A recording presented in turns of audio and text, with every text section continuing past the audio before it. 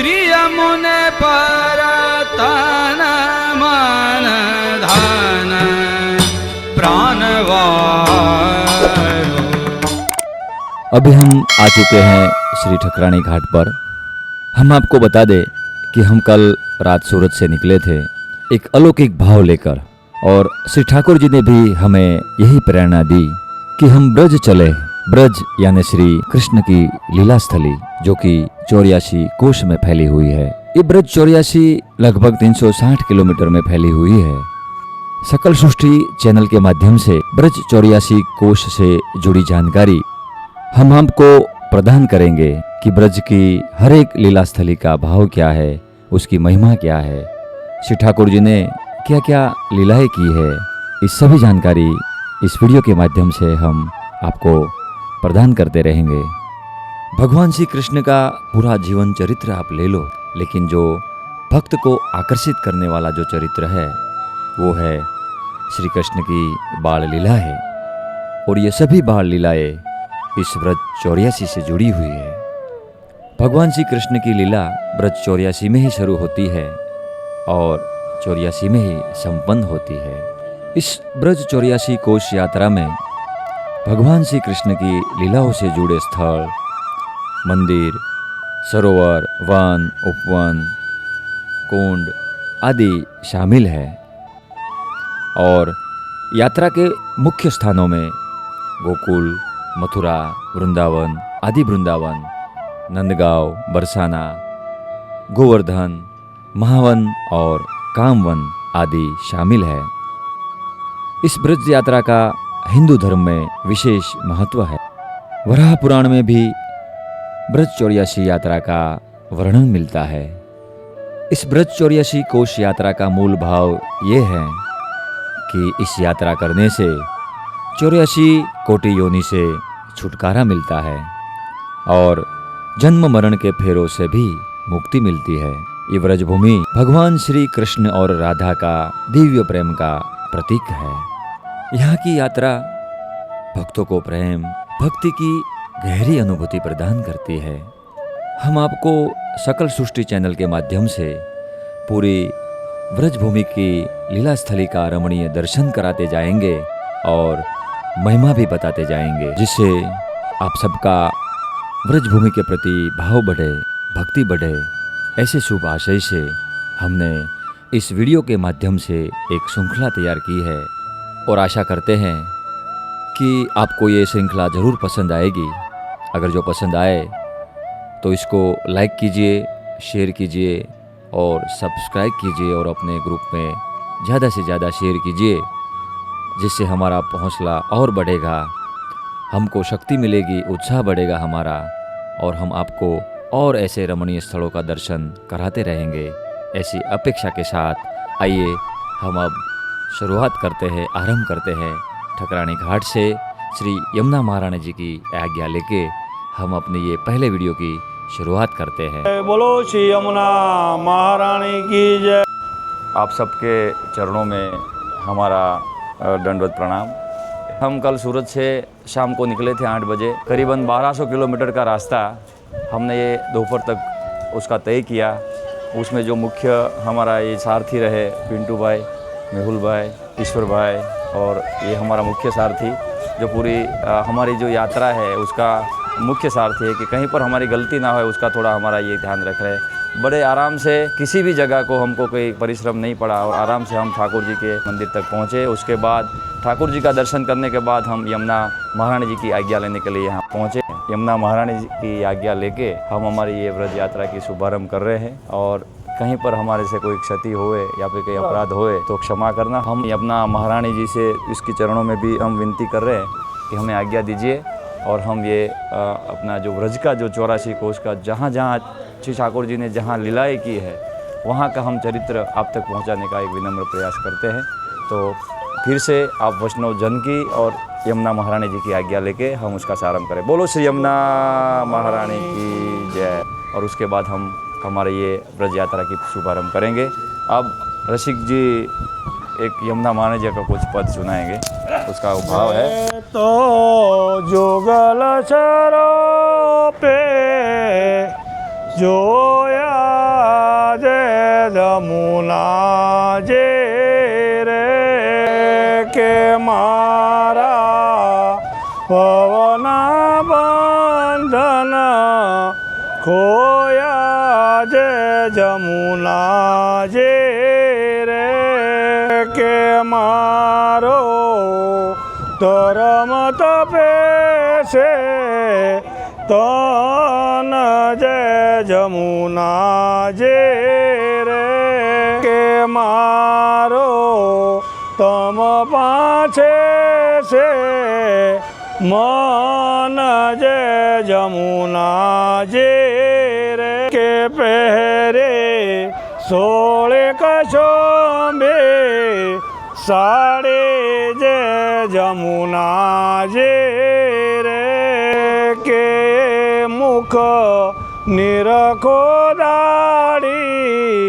दाड़े जय जमुना जे रे के कृपा करे न दर्शन दीदा जय जमुना जे रे के मैं तो जुगल सर पे जोया जय जमुना जी रे।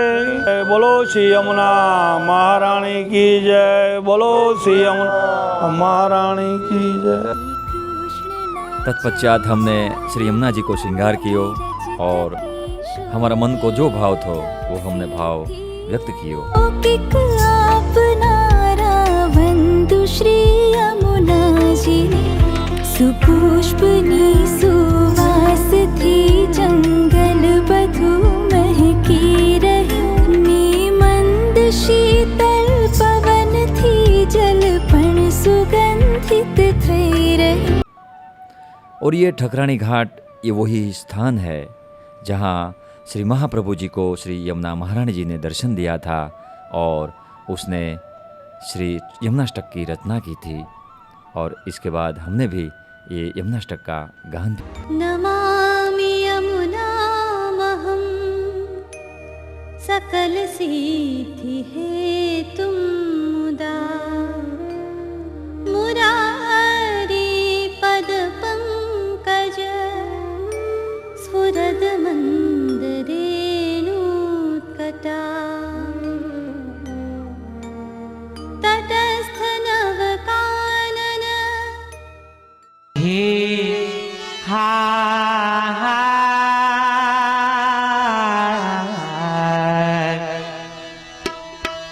यमुना जी पर मैं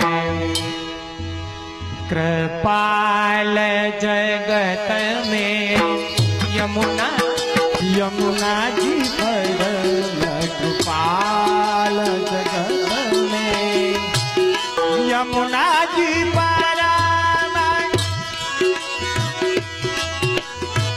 यमुना जी पर कृपाल जगत में यमुना जी।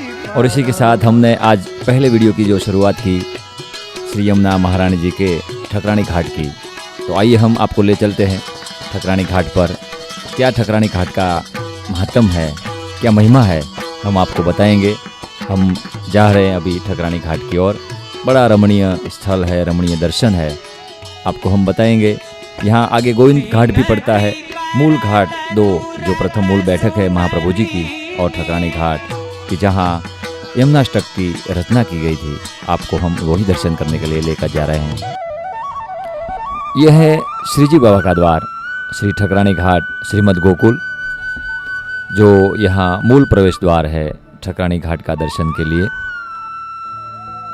ये जो द्वार आप देख रहे हो, इसको श्री गोपाल लाल जी मंदिर गोकुल ट्रस्ट द्वारा निर्मित किया गया, जिसका दाता थे परम भगवती श्री लक्ष्मीबेन भीमजी भाई अख्तरिया, जो कि गुजराती परिवार से थे। उसने इस द्वार को बनवाया था।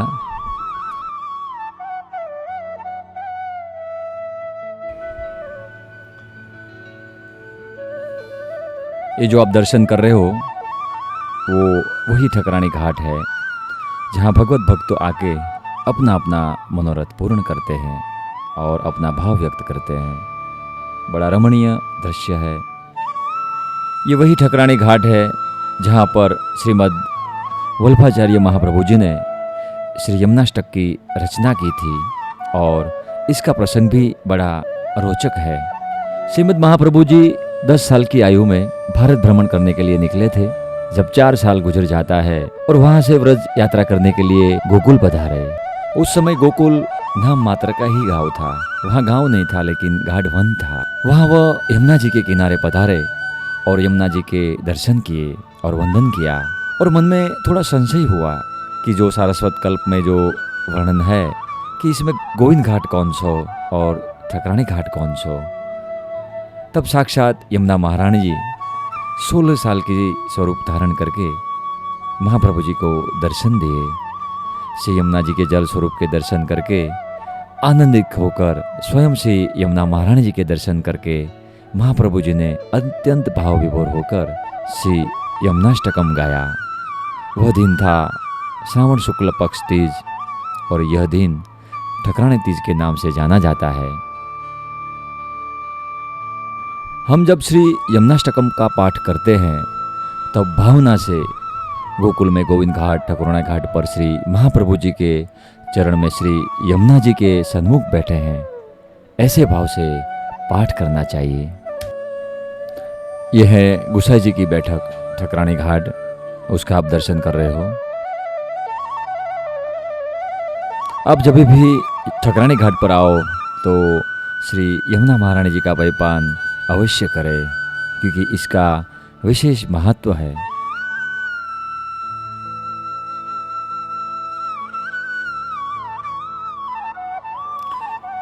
भक्तजन यहाँ ठकरानी घाट पर आकर यमुना पान करते हैं, अपना अपना भाव व्यक्त करते हैं, कीर्तन करते हैं और अलौकिक आनंद लेते हैं।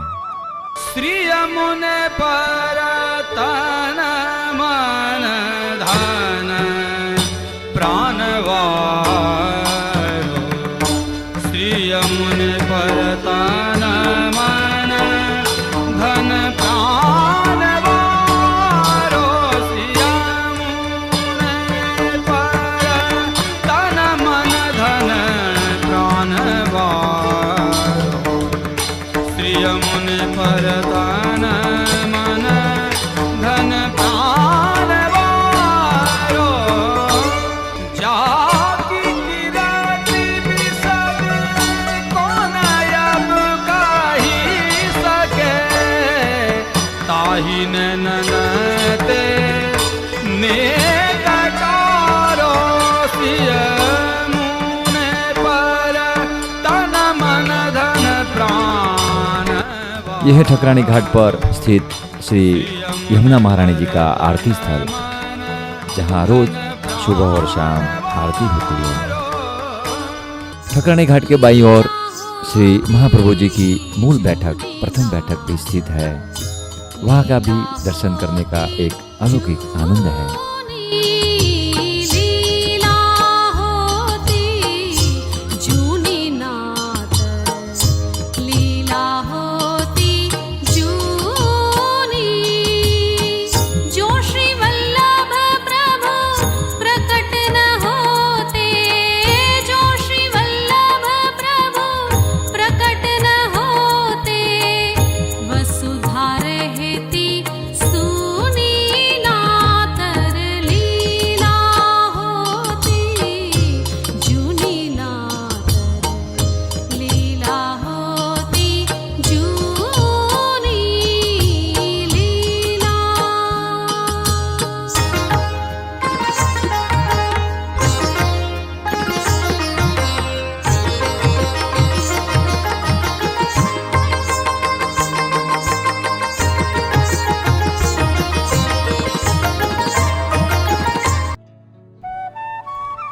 तो इस वीडियो में हमने आपको ठकरानी घाट का दर्शन करवाया, गोविंद घाट का दर्शन करवाया, महाप्रभु जी की जो प्रथम बैठक है उसका दर्शन करवाया।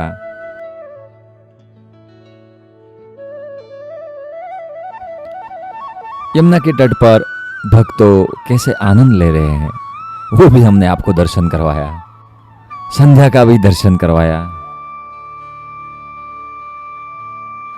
और हम यहाँ से निकल रहे हैं और आगे की ओर जा रहे हैं। गोकुल की गलियों से निकलते गोकुल की वही पुरानी पतली पतली गलियां से गुजरते हुए हम आगे के स्थल पर प्रस्थान कर रहे हैं।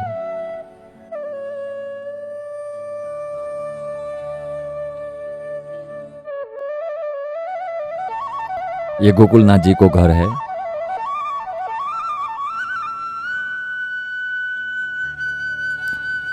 गोकुल दर्शन के लिए सुबह सुबह में ही भक्तों की भीड़ लग जाती है। भारत के विभिन्न राज्यों से भक्तजन दर्शन के लिए आते हैं। ये वही गोकुल की पतली पतली गलियों का दर्शन आपको अंतिम करा के अभी हम प्रस्थान कर रहे हैं।